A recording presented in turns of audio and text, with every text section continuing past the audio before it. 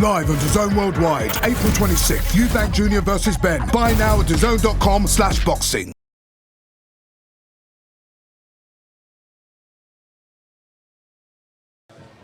Fight of the year contender, 100%. This is what it will be. How personal is it?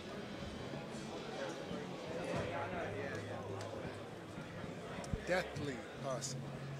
Everything between us has made this into something that supersedes what boxing is. It's not just a fight anymore.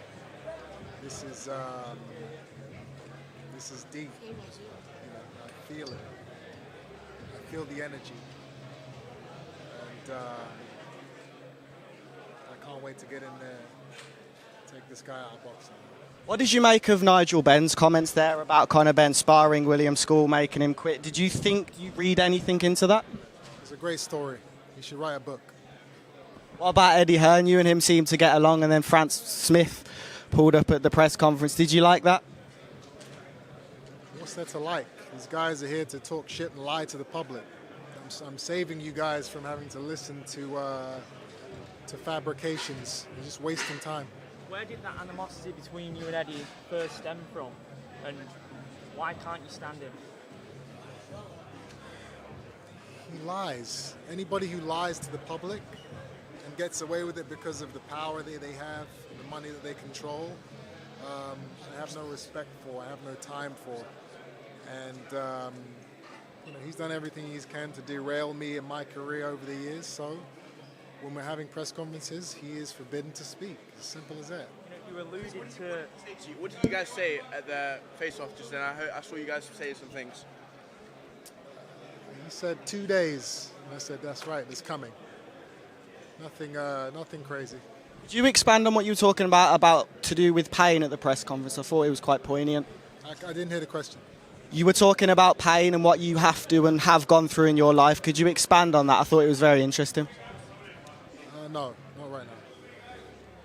Chris, is there a mental warfare when the two of you are looking at each other? Do you almost feel like there's a certain battle that's won in the build-up ahead of going into the ring that gives you added confidence? There's always mental warfare. There's always mind games. There's always,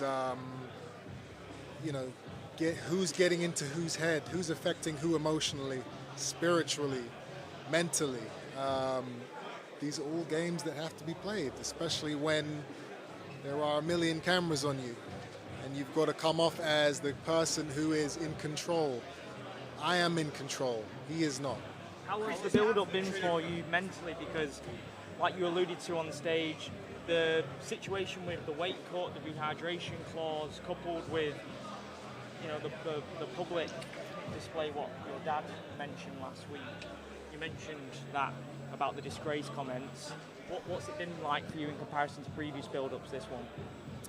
Listen, the build-up has been, overall, it's been great. There have been some rough patches for sure that I've had to deal with. Outside of all the stuff that you guys see and hear, I've had to go through a hell of a lot of other things during this camp that nobody could deal with. But I've done it. I'm here. I'm confident. We're ready to go. Could you speak about the £50,000 that you spent on the fighters of the undercard for the first fight? Why you decided to do that? I think a lot of people, and the fighters in particular, appreciated that. It's the right thing. Paying fighters who don't get the type of money that me and Conor Benn are making. It's important because they pay for these camps. The fights don't happen, and the promoters. Where are they? They run off into the distance, forget about the guys who boxing is built off of. That's what Eddie Hearn did in our first fight. He forgot about all the fighters and how much money they'd spent, and it never sat right with me. So we've set the record straight. We've paid everybody that was on the card, and hopefully that sets an example for future failures for the promoters. How do you win on Saturday night?